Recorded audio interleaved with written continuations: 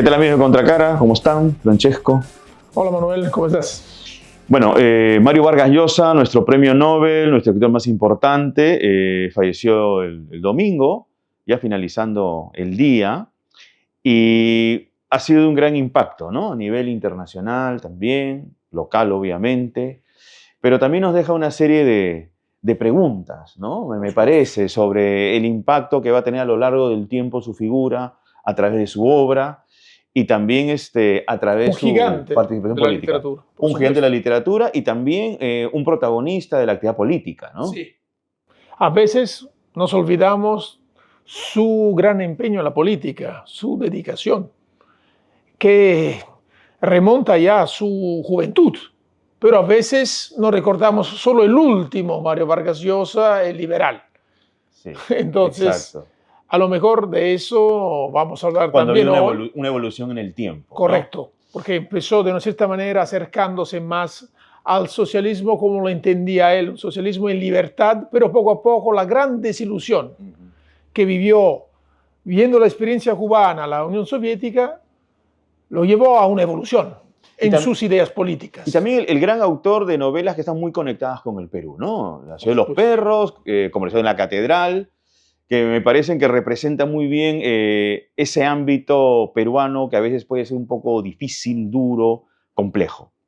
Sin embargo, para esta edición de Contracara, nosotros hemos pensado, a partir de este libro, El cadete Vargas Llosa, que tiene como autor a Sergio Vilela, que nos va a acompañar ahora en esta sesión, para hablar de ese Vargas Llosa cadete, pero también de ese Vargas Llosa cercano, humano, generoso, generoso con una persona que cuando era estudiante y de pronto se le aproxima y va construyendo un vínculo y a partir de ese vínculo empiezan a surgir cosas muy interesantes como este libro y también la vida posterior de este libro. Así que no vamos a esperar más y vamos a darle la bienvenida a nuestro invitado. Sergio, ¿cómo estás? Bien, muchas gracias, gracias por invitarme. Estoy muy contento de estar aquí en la UPC con ustedes, mi alma mater, que me pone siempre muy contento de venir, de volver.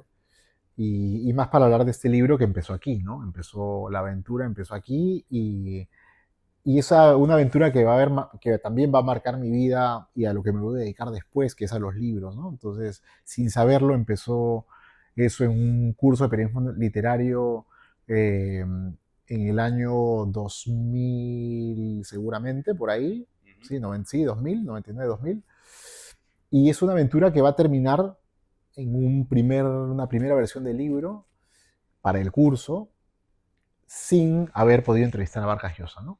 Porque era un curso pues, de un semestre, yo hice todo lo que pude, pero claro, Vargas Llosa no vivía aquí y era medio inalcanzable en esa época, como lo ha sido siempre para los estudiantes de periodismo jóvenes que queríamos entrevistarlo, pero pasaron una serie de cosas muy anecdóticas que ahora vistas a la distancia son como medio locas, ¿no? Y medio bizarras. Y me acuerdo que uno de los primeros acercamientos que tuve con él fue cuando vino a presentar la fiesta del Chivo al Perú y fue nombrado además doctor honoris causa en la universidad. Entonces se hizo un evento donde él tenía que dar un discurso y al final del discurso, como tenía muchos amigos en la audiencia, decide bajar del escenario a reencontrarse con los amigos porque hacía tiempo que no venía. Había estado todo el periodo Fujimori, con lo cual realmente no había venido al Perú, era como su reentré al Perú, su reencuentro. Entonces, muy generoso él, con los amigos, saludando. Y claro, no se da cuenta que la gente se empieza a golpar a su alrededor, todo el público, los estudiantes, todos los que habían querido estar. Esto era en la losa deportiva del antiguo campus de Monterrico. Se había hecho, como se hacía cuando se hacía creatividad empresarial, se había hecho un toldo y entonces era todo ahí el evento. Entonces, en un momento la seguridad lo rodea y lo saca de esa situación y lo empieza a llevar por una zona, como una salida de escape, una zona de escape. Entonces yo, que había estado observando todo esto, tratando de llegar hasta él, pero la muchedumbre no lo permitía, vi por dónde se iba, entonces rápidamente, como conocí la universidad muy bien, me fui a esperarlo del otro lado, ¿no? Y ya cuando lo embosqué, él estaba solamente rodeado de la seguridad, yéndose rápidamente, y entonces me acerco y le digo, esta es mi oportunidad, la única que voy a tener, de tenerlo así a 2 metros, y le dije, maestro, don Mario, no me acuerdo bien qué le dije, estoy haciendo un libro sobre usted aquí para un trabajo de la universidad, sobre el colegio militar, he hablado con estos amigos suyos del colegio y tal, y ahí como que medio se interesó y me dijo, quiero una entrevista, por favor, si lo puedo entrevistar. Sí, sí, sí, llama a mi secretaria, ¿no? Y se fue. Eso fue todo como primer encuentro con él, ¿no? Obviamente, al día siguiente, yo que tenía el teléfono, que ya lo había investigado, tenía el dato, llamé a la oficina y me dijeron, yo con mucha ilusión llamé y me dijeron, bueno, sí, el próximo año de repente se hace un espacio en la agenda, ¿no? Entonces ahí quedó la experiencia muy frustrante. Dije, pues esto no se va a poder, no voy a poder entrevistarlo. Entonces acaba el curso, presento el libro, presento el texto y ya, ¿no? Ahí supuestamente se iba a cerrar la historia. Pero el profesor, el editor y ahora muy buen amigo Julio Villanueva Chan me decía, oye, pero esto da, o sea, tienes que seguir. Y yo quería seguir, estaba con la idea de seguir. Tengo que entrevistarlo. Me había como encariñado con la historia. Y entonces después voy a lograr entrevistarlo tiempo después, ¿no? Ahora, eso, si no me equivoco, es en París, ¿no? No, es en Francia, sí, es en los Pirineos, en un pueblito pequeñito al pie de los Pirineos que se llama Pau. ¿Y qué había pasado? Que a lo largo de las entrevistas que había hecho a las fuentes para investigar el libro, me había hecho muy amigo de un compañero de promoción de él del colegio militar, que además era un psicoanalista muy reconocido, Max Silva Tuesta, que ya falleció, y un vargasiosiano, vargasiosólogo, digámosle como querramos, que tenía en su casa una biblioteca de todos los libros de Vargas Llosa, todos los ensayos habidos y por haber en español conseguibles sobre Vargas Llosa, tenía cuadros y fotos, o sea, era una obsesión así particular, ¿no? Había escrito un libro sobre Vargas Llosa que se llamaba Vargas Llosa y el psicoanálisis, una historia psicoanalítica de Vargas Llosa, mejor dicho, y otra Pared de Vallejo. Eran sus dos grandes pasiones. Entonces, él había sido invitado como especialista a este encuentro que hacía Roland Forgués, un peruanista muy importante de la Universidad de Po, y invitaba a los especialistas de todo el mundo sobre la vida y la obra. Y Maximo Atuesta iba a ir. Entonces él me había agarrado cariño como una suerte de discípulo, alumno y tal, y entonces me dice, voy a ir, si quieres venir, yo le digo a Roland Forgués que vas a venir conmigo y de pronto ahí lo puedes entrevistar porque Mario va a ir. Y yo, pero por supuesto quiero ir, ¿no? Tenía de profesor de la universidad a Alonso Cueto, que estaba en el Dominical del Comercio en esa época. Entonces le conté, él además era amigo de Vargas Llosa, le dije, oye, voy a ir, no sé si puedo hacer una nota para el Dominical sobre esto, y de pronto él como periodista, ¿no? Que me interesaba más ir como periodista también, para poder entrevistar a más gente. Claro, te da más entrada, ¿no? Más jerarquía. Y mi profe Alonso, con el que después voy a hacer un libro sobre Vargas Llosa, otro libro que hicimos juntos, me dice, claro, por supuesto, me ayudó, me echa la mano, me hace una carta del comercio y voy a Po, y ahí tengo el primer encuentro con él, ¿no? Que también es una historia bien interesante. Ahora, desde tu punto de vista, de tus sensaciones, ¿cómo has vivido, digamos, el fallecimiento de Vargas Llosa? Sobre todo considerando los distintos momentos en los cuales tú has estado cerca de él. A ver, pues yo creo que para todos, ¿no? Nos ha tocado como si se tratara de no sé, de una persona como muy cercana, ¿no? Yo creo que, y no lo digo por haber tenido cercanía o no con él, creo que era una persona que para el Perú en particular y para las letras latinoamericanas y iberoamericanas y para el mundo, una persona como muy, un líder a nivel intelectual, pero como pocos, ¿no? Metido en la actividad política, defendiendo siempre sus ideas, ¿no? Metido siempre en la actividad académica, ¿no? Siendo parte de la academia, de la Real Academia, de la Academia Peruana de la Lengua, ahora nombrado al final en Europa, este reconocimiento muy especial en la Academia Francesa, y como escritor de novela, ¿no?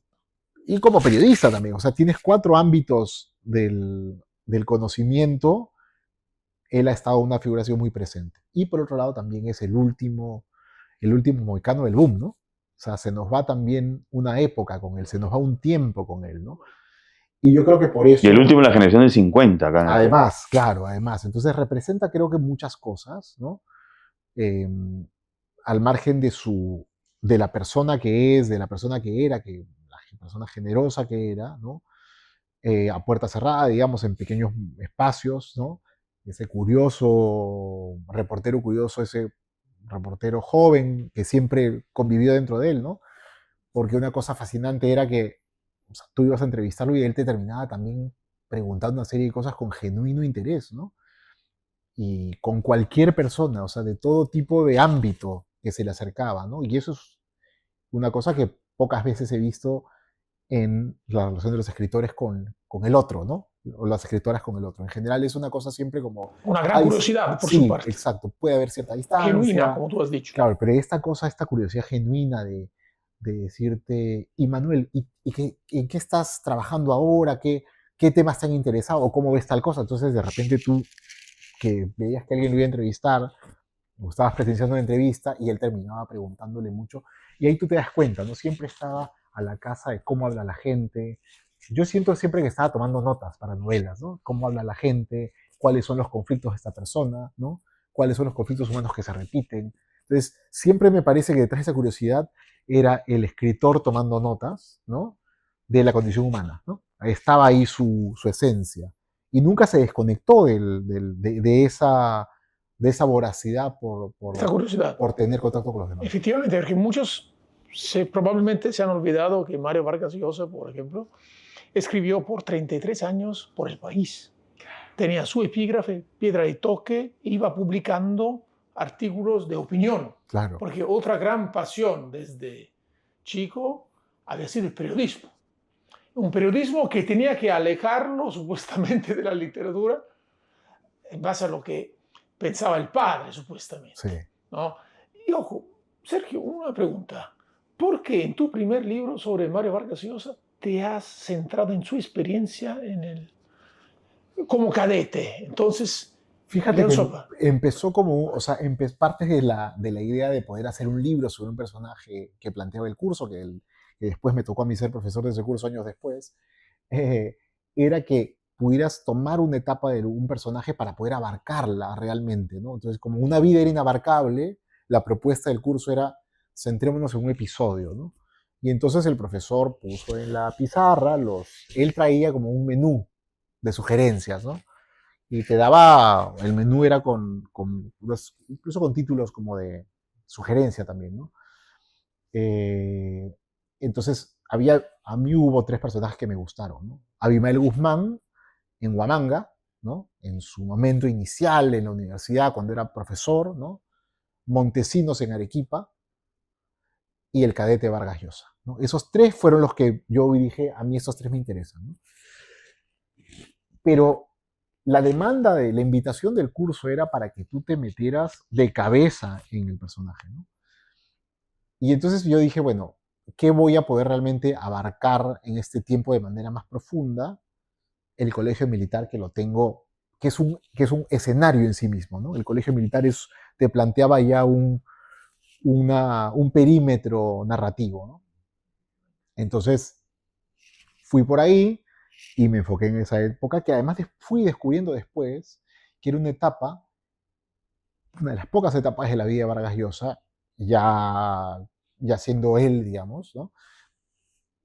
Que es anónimo, está en el anonimato, es una persona cualquiera, porque va a ser muy popular muy pronto, ¿no? A los 26 años ya es una persona pública, conocida en España, en el mundo y tal, ¿no? Por el premio de la Ciudad de los Perros. Entonces, eso fue lo que me conectó con esa etapa, ¿no?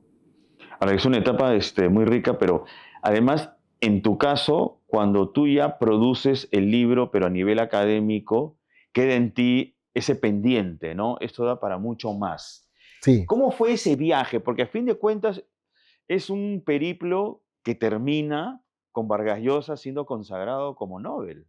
Sí, efectivamente. ¿Cuántas Porque, instancias tiene ese gran mira, viaje ese tuyo? gran viaje tiene la instancia de ir a Francia y decirle a Úrsula, que Úrsula Freund, nuestra Decana, decana, ¿no?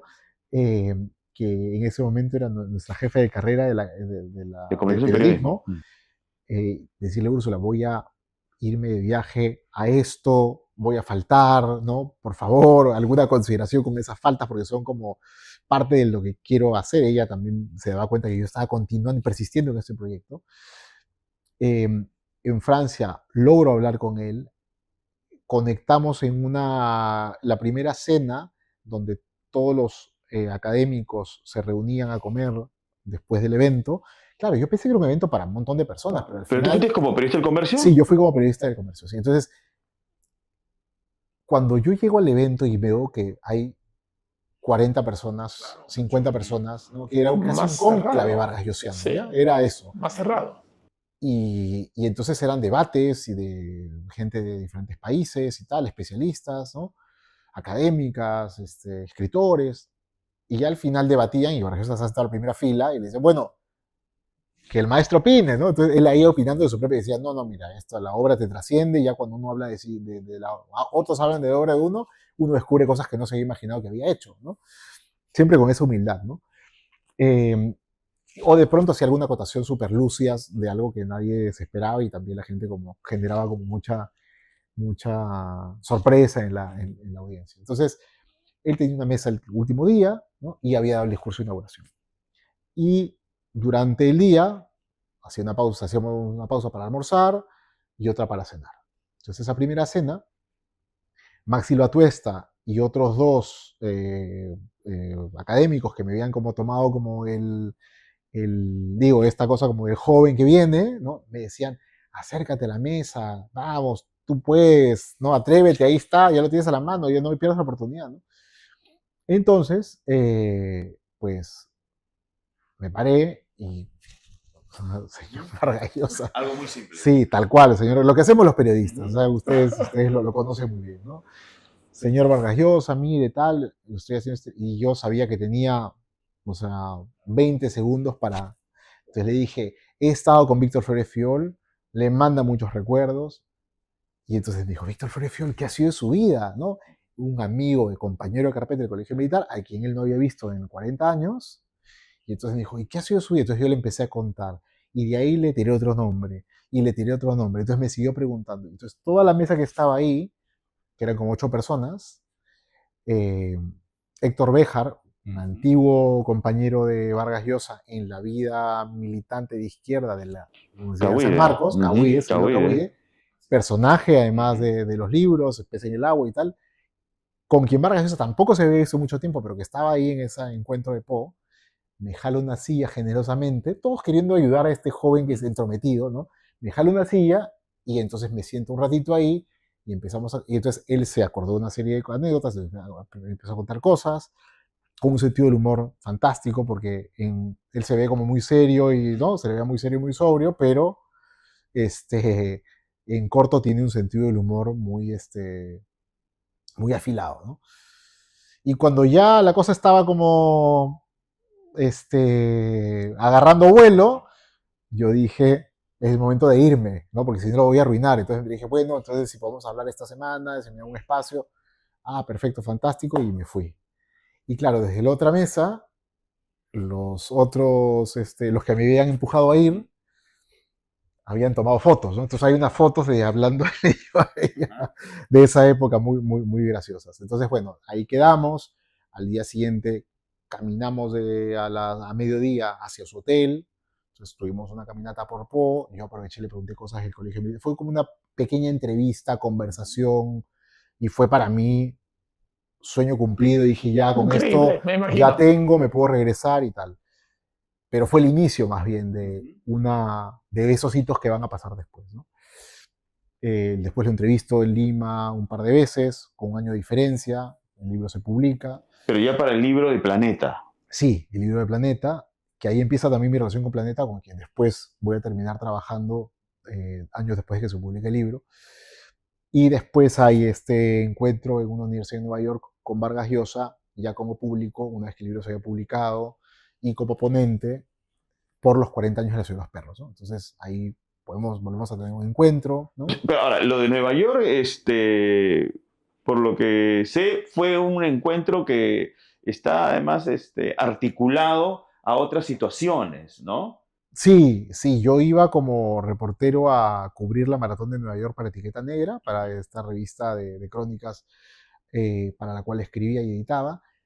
Y iba a ser una historia sobre el último de la maratón, no el primero, porque siempre Etiqueta Negra tenía este giro como de hacer las cosas Que era medio... una señora, si no me equivoco, que tenía una discapacidad. Sí, tenía esclerosis múltiple. Yo no lo sabía en ese momento, entonces estaba en Gran la meta. historia. Sí, estaba en la meta esperando al último de la maratón, había esperado como 8 horas y dije, pues ya no había nada, había levantado las rejas todo, la señora no llegaba, o sea, no llegaba nadie, y un periodista de New York Post, fotógrafo, me dice, ¿qué haces? Esperando el último que llegue.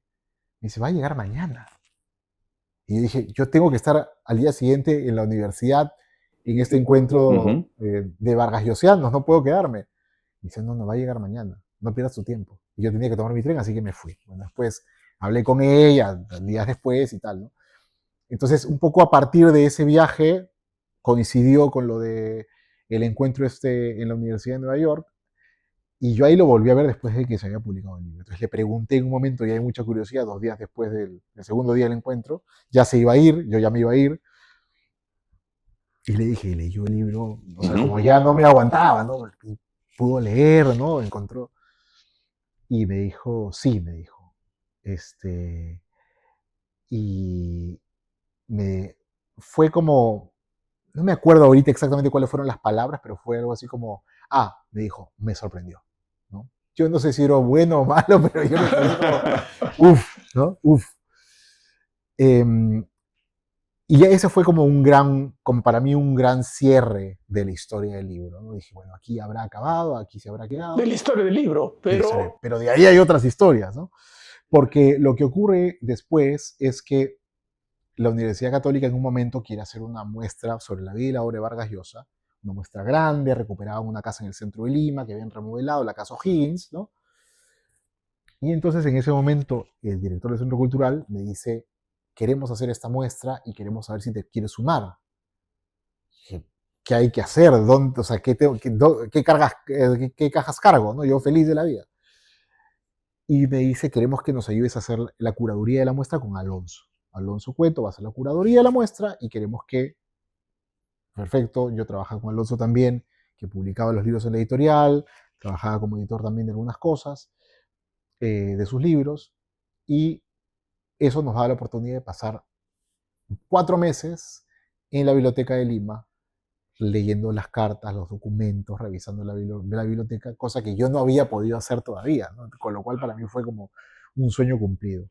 Y de ahí salió un libro que hicimos, que se publicó como La Libertad y la Vida, donde había cartas de Cortázar en las que Cortázar le decía, peruanito, eres un crack, eh, acabo de leer las primeras páginas de La Casa Verde y vas a revolucionar la literatura en América Latina, te lo aseguro, no sé qué, tal. Entonces leer esas cosas así como por primera vez, ¿no? Eh, Descubrir que detrás de los libros de su biblioteca escribía una nota manuscrita cuando terminaba de leerlos y les ponía calificación del 0 al 20, ¿no? Entonces descubrir a quienes había desaprobado y a quienes había calificado con 20 era una cosa también como fascinante. Este, y pues nada, ¿Y todo ese recuerdas tipo a quién de... aprobó y a quién desaprobó? Te voy a contar los aprobados. ¿Ya? Los aprobados con 20. Había un libro de Borges, gran autor de Vargas Llosa, ¿no? Uno de sus referentes. Madame Bovary, otro de sus referentes, ¿no? 100 años de soledad, otro de sus referentes, ¿no? Y, y además libros marcados con mapas, o sea, con estructuras del libro, o sea, su propio ejemplar de 100 años de soledad con todo el despliegue de los buen día y el árbol La familia, genealógico y claro. todo, ¿no? Entonces, y claro, también libros desaprobados, ¿no? Que también era increíble ver al Vargas Llosa lector cómo operaba esa cabeza, ¿no? es un Eso no te los voy proceso a de contar. evaluación, ¿no? ¿Cómo iba evaluando? ¿Cómo Claro, había claro, claro. evaluado? Y un texto al final de la última página con toda esa información caliente del lector que acaba de terminar el libro y tal, ¿no? Muy disciplinado, ¿no? Una muestra de su disciplina y su forma de organizar sus ideas, ¿no? Porque yo creo que una de las cosas fascinantes del Vargas Llosa ensayista, del Vargas Llosa eh, que escribía artículos de opinión, como decías en Piedra de Toque, era la capacidad de hacer digresiones, ¿no? De, a partir de un corpus de información, ¿no? Iluminar partes de cosas que nadie había pensado o no, que no las habían pensado de esa manera, ¿no? Creo que ahí estaba y ahí estará siempre su brillo, ¿no? Claro, su capacidad de conexión, ¿no? Con distintos temas y aclararlos, echar luces. Ahora, después de estos eventos que has mencionado, bueno, pasan los años, hay una relación mucho más estrecha con él Sí, y que después se de esa ve, experiencia de haber trabajado en su biblioteca, de haber trabajado con sus documentos, ya ahí hicimos este libro, él vino a presentarlo, después lo llevamos a México, lo presentamos, hicimos la muestra en el Hospicio Cabañas, presentamos el libro en la Feria de Guadalajara, o sea, hubo mucho más vínculo y sí. Sí, y entonces estuviste presente también en un día grandioso, Sí, ¿verdad? bueno, en el Nobel, ¿no? En el Nobel también fue, ya me iba llevando un poco la situación, yo también decía, que lo pensaba como en plano también narrativo, yo decía, o sea, esta historia va creciendo también, ¿no? Y yo no quería dejar de estar en esta experiencia que sentía que iba a ser como, como 36 años después del Perú yendo al Mundial. O sea, una cosa como bien emblemática, difícilmente repetible, ¿no? Entonces, Algo único, sí, algo ¿sentiste? único, algo único. Entonces, desde la llegada, ¿no? Llegar a Estocolmo con nevado, todo, ¿no? Entender cómo es el protocolo, es una semana realmente que se está ahí en el Nobel, toda la semana en Estocolmo, en diferentes actividades, ¿no? Hay una serie de eventos, ¿no? El primer día le estaban haciendo unas fotos y se cayó, se resbaló, entonces quedó con la pierna morada, quedó muy adolorido, no se sabía si iba a poder dar el discurso al día siguiente porque tenía que estar de pie está en un el poco discurso, lesionado. lesionado y tal. Entonces, toda esta cosa, la familia, bueno, fue bastante gente de su entorno cercano. Literalmente fue la tribu. Sí, fue toda la tribu, no era realmente. Y claro, lo que nos decían los suecos es que no se veía nada de esta manera desde el Nobel de García Márquez, que esta tribu tropical, ¿no? Nuestra, de todos con banderitas, aplaudiéndolo a la salida. O sea, estaban el Nobel de Química, dos japoneses, un japonés con su esposa en kimono perfecto, solo ellos dos, ¿no? Y al costado estaba Vargas Llosa bajando como que Con toda una barra. con toda una barra, con su barra brava, ¿no? Realmente. Entonces, era una cosa en el Gran Hotel de Estocolmo donde, o sea, todo el mundo como guardando, O ¿no? sea, la peruanidad también estuvo presente de esa manera. Estuvo presente de esa manera, efectivamente. O sea, y fue muy emotivo porque estaba la familia, estaban los amigos históricos del partido, de Libertad, estaban la gente, Nietos, pues los sí, sí, nietos sí, los también. nietos, ¿no? Su gente muy recurrente. Ahora que dices nietos, llevábamos 4 días de eventos y de discursos y tal, ¿no? Y entonces estábamos en el Cervantes, estaba una de las nietas menores, que estaba muy pequeñita, ¿no? O sea, he escuchado discursos tras discursos durante varios días, y entonces yo estaba al costado y escucho que le dice a su mamá, ¿en qué momento se caía el abuelo? ¿No?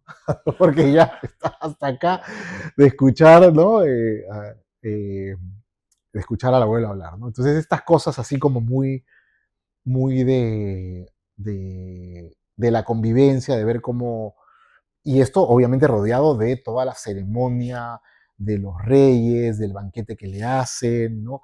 Mucha prensa también peruana que había ido, ¿no? Entonces fue como una cosa muy especial, ¿no? Y me tocó, pude hablar con él, le hicimos la primera entrevista para RPP porque había ido también como periodista, con Raúl Vargas al día siguiente de la ceremonia del banquete, ¿no? No tenía voz, ya era el último día, estaba ya así, muy ronco, pero muy emocionado. Entonces fue una conversación de lo más emocionante, ya convertido en el Nobel, diciendo, lo único que espero que no me pase es que me convierta en una estatua porque yo tengo vida para rato, o sea, no quiero que me convierta en una cosa que ya no voy a poder seguir creando, ¿no? Y Sergio, a ver, a modo de conclusión, a pesar de que han pasado pocos días de la gran pérdida, ¿no?, que se ha generado en la literatura peruana, ¿cuál es el legado, según tú, de Mario Vargas Llosa?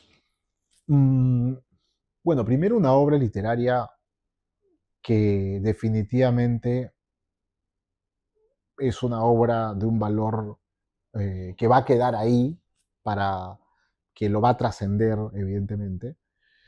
Ya lo había hecho, con lo cual yo creo que esa obra perdurará en el tiempo. Algunos libros creo que serán parte de, o se consolidarán, ¿no? Porque ya son algunas de sus obras en particular, ¿no? La conversación en la catedral, La ciudad de los perros, La fiesta del chivo, La guerra del fin del mundo, cuatro grandes novelas. Encontrarán pues nuevas audiencias, ¿no? Encontrar nuevas audiencias. En Sí, las nuevas sí, generaciones. sí. Y yo creo que para el Perú seguirá siendo como un referente. Uno puede estar a favor, en contra de sus opiniones políticas, ya ha visto que hay aparecido algunos detractores a decir cosas de él y tal. Seguramente pasará eso. Pero en el tiempo lo que va a quedar es una obra que no tiene paralelo, no tiene comparación, ¿no? Que es una obra que está ahí y que creo que tiene... Al menos acá en el Perú Sí, no tiene, digamos, no, o sea, comparación, no hay ¿no? comparación. Y yo creo que en América Latina hay eso, 3 o 4 nombres Claro, García que se nos vienen a la Márquez, cabeza, Borges, Borges, Fuentes, ¿no? exacto, y ya está, ¿no? Entonces en tanto eso, va a ser una obra que perdurará en el tiempo seguramente, ¿no? Sí, seguro que sí. Y además, la interesa que él siempre ha demostrado también para defender sus posiciones políticas, sus opiniones de tipo social, más allá, como tú dices, de las discrepancias, muy bien argumentadas, lúcidas, respetables. Sí, o sea, ahora que es tan difícil tener una opinión y sostenerla, Claro. Claro, o sea, argumentarla como se debe. claro, o sea, o sea, también se va con él una época de gente que tenía una opinión eh, no porque podía darla, sino porque tenía una opinión fundamentada. Uno podía estar en contra, podía estar a favor, pero sí este ejercicio de la opinión a la antigua usanza creo que pues está en este tiempo donde todo es muy rápido y todo es muy story, ¿no? Creo que sí es algo que echaremos en falta, ¿no? Y quizás un poco la melancolía que sentimos, la tristeza, se deba también porque él era la representación y es la representación de un mundo que ya se acaba o que ya se acabó también, ¿no? Sí, sí, definitivamente. Y también creo Nos sentimos que, huérfanos porque nuestros que referentes hay un ya sentido de están orfandad. falleciendo, ¿no? Sí, yo creo que eso sí nos deja, yo creo que eso nos deja, ¿no? Creo que eso nos hermana también. Tenemos un sentido de orfandad como cuando se han ido las grandes escritoras, escritores, pensadores. O sea, creo que ahí siempre nos quedamos con esa sensación de que es un vacío que No se puede llenar. no se puede llenar, ¿no? Así que la originalidad pues de una obra es justamente eso, ¿no? Que es lo que genera la literatura y las palabras. Por eso vamos a recurrir siempre a sus libros. Tal cual. Y también al tuyo, que habla de él. Bien. Gracias. Sergio, muchísimas gracias por participar acá en Contracara de Gracias a UPC ustedes TV. por invitarme. Muchas gracias. Muchas gracias. Bien, Francesco, importante haber hablado con Sergio, en la Por medida que supuesto. es una mirada muy cercana a Vargas Llosa, este libro, El cadete de Vargas Llosa, que abarca ese periodo tan interesante de él en el Colegio Leoncio Prado. La Formativo. disciplina, también en la lectura.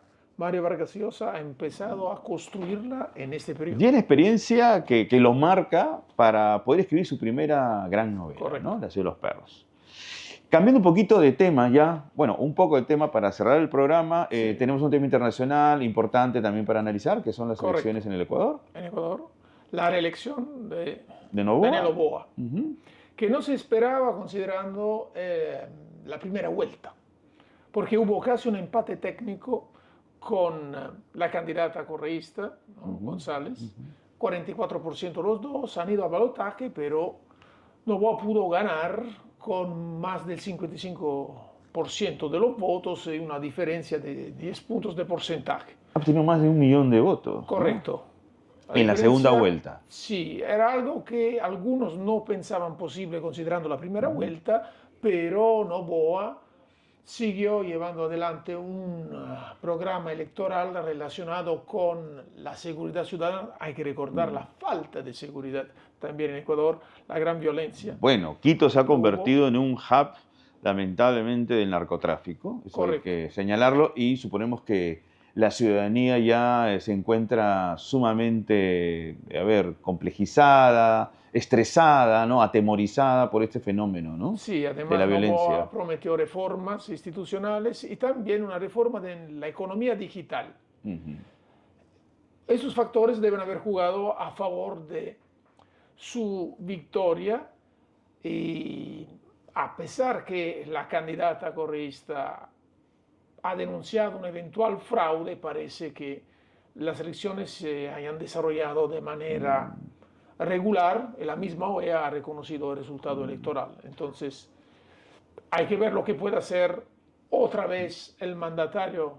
Hay que en recordar Ecuador. que él se reunió con Trump Correcto. hace Que unas ya semanas, reconoció, ¿no? sí, sí, sí. Es- Además, el gobierno norteamericano ha me reconocido parece su que ahí hay una victoria. conexión, ¿no? Es decir, reconocerlo a Noboa como la mano fuerte, la mano que va a guiar al país, a menos, A lo Ecuador, digo, claro. tratar de interpretar a sus electores, ¿no? Sí, porque a nivel internacional, Noboa se ha alineado claramente con Estados Unidos. Bueno, vamos a ver cómo se comporta el presidente Noboa en relación a la violencia que existe en su país, que es muy fuerte. ¿Mm? El sicariato ha crecido muchísimo en los últimos años. Acá en nuestro país también. Pero ya en relación a Ecuador, pues supuestamente él tiene los recursos para poder combatir este mal. Supuestamente digo, ¿no? Es que Veremos. las campañas se dicen muchas cosas. Así es, una cosa es el programa electoral, otra cosa es gobernar. Así es. Entonces, veremos. Bueno, amigos, eso ha sido todo por hoy en Contracara en UPC TV, así que, Francisco, nos vemos la próxima semana. Así es, muchas gracias Listo. entonces por la atención. Hasta luego. Hasta luego.